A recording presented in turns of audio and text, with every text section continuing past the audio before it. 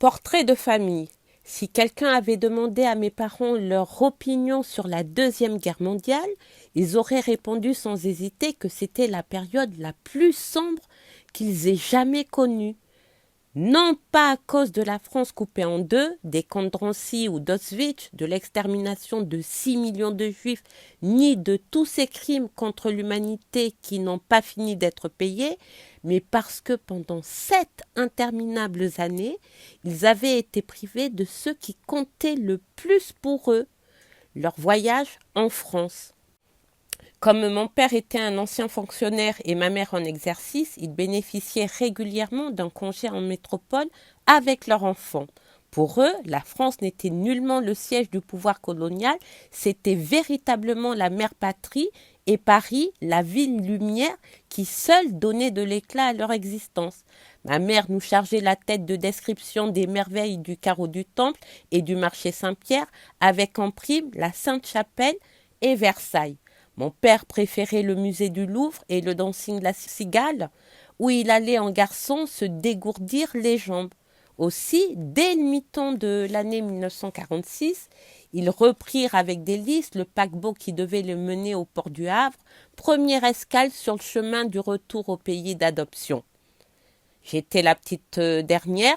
Un des récits mythiques de la famille concernait ma naissance.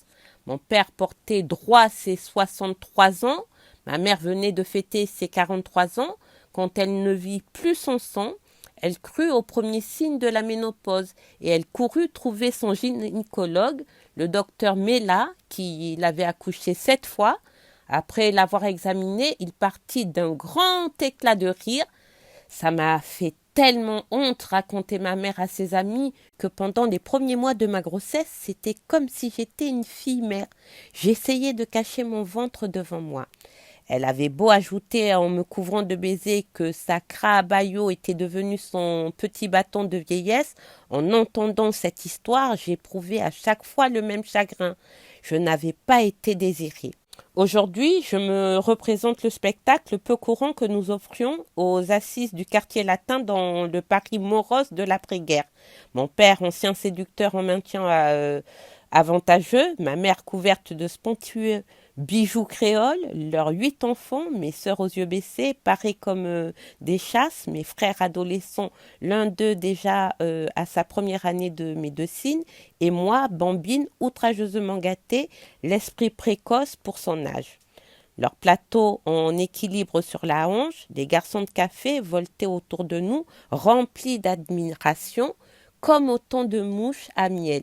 Ils lâchaient invariablement en servant des diabolomantes. « Qu'est-ce que vous parlez bien le français ?»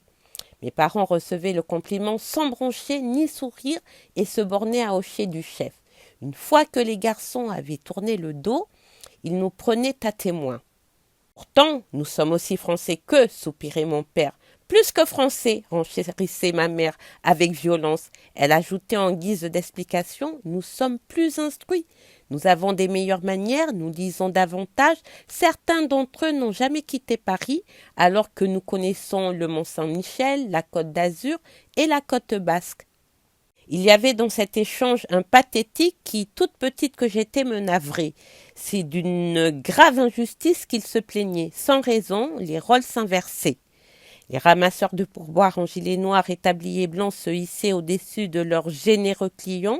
Ils possédaient tout naturellement cette identité française qui, malgré leur bonne mine, était niée, refusée à mes parents. Et moi, je ne comprenais pas en vertu de quoi ces gens orgueilleux, contents d'eux-mêmes, notables dans leur pays, rivalisaient avec les garçons qui les servaient.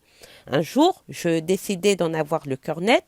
Comme chaque fois que j'étais dans l'embarras, je me tournai vers mon frère Alexandre qui s'était lui-même rebaptisé Sandrino pour faire plus américain. Le cœur à rire et à pleurer. Extrait de Portrait de famille. Maryse Condé.